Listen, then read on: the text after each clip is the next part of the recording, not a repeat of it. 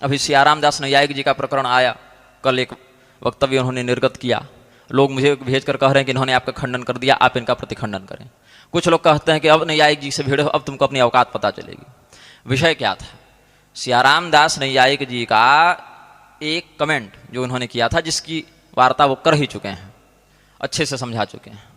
उस पूरे प्रकरण में उनके कमेंट से आपाततः प्रथम दृष्टया यही प्रतीत होता है कि वो वहाँ पर एक प्रकार से परोक्ष भाव से यही कहना चाहते हैं कि निषादस्थ पतिम्याजेत से वेदाधिकार शूद्र का सिद्ध होता है।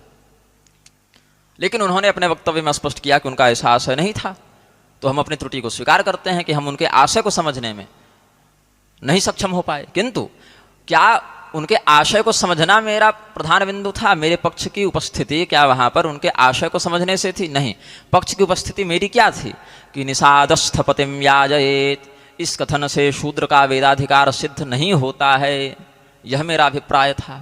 और इसी अभिप्राय के समर्थन में ही उन्होंने बहुत देर तक अन्यान्य प्रमाणों से पुष्ट किया है मत को। तो अंततः खंडन तो हुआ नहीं मेरा, उन्होंने तो बहुत अच्छे से व्यवस्थित रूप से हमारे ही पक्ष का मंडन किया।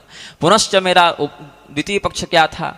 वैष्णव मतों में भी, वैष्णव मंत्रों की परंपरा में भी स्त्री शूद्रादि के लिए प्रणवयुक्त मंत्र की दीक्षा अथवा न्यास का विधान नहीं है, अपितु निषेध मिलता है। इस बात का तो उन्होंने खंडन किया नहीं, तो मेरा खंडन हुआ कहाँ? न निषादस्थ पतिम याजयेत को हम वेदाधिकार में प्रमाण मान रहे हैं, वो भी यही मानते। न स्त्री शूद्रादि के लिए वैष्णव मंत्रों में हम प्रणवाधिकार मान रहे हैं, वो भी यही मानते। तो मेरा खंडन कहाँ किया? अभी तो मेरे ही द्वारा रखे गए पक्ष को एक और भी प्रौढ़ और व्यवस्थित शैली में उन्होंने बताया। हाँ, यह अवश्य है कि जहाँ पर उनके कमेंट के आशय को समझने में मुझसे भ्रम हुआ, वहाँ उन्होंने खंडन किया। तो ये तो मानवीय त्रुटि है, क्योंकि आप YouTube के कमेंट में कह रहे हैं निषादस्थ पतिम याजयेत से वेद भगवान क्या कहना चाह रहे हैं, क्यों अनधिकृत है तो ऐसा क्यों कह रहे हैं, और आप आशा कर रहे हैं कि जिस विषय में इतने प्रौढ़ता से आपने व्याख्यान किया वो कमेंट में आपको YouTube के लोग बताएं। तो ये भी तो आपकी एक अदूरदर्शिता ही है।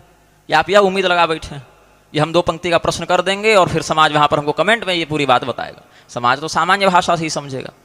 और जब मेरे पास यह विषय आया तो हमने उसी भाषा में भी आपको, बिना किसी अपशब्द के ही उसी भाषा में हमने आपको कहा कि यहाँ से वेदाधिकार भी सिद्ध नहीं होता, और स्त्री शूद्रादि का वैदिक भी नहीं, और प्रणव स्वाहादि युक्त जो वैष्णव मंत्र हैं उनमें भी उस पद्धति से अधिकार नहीं है और निषिद्ध ही है, उनके लिए प्रकारांतर से दीक्षा विधान है।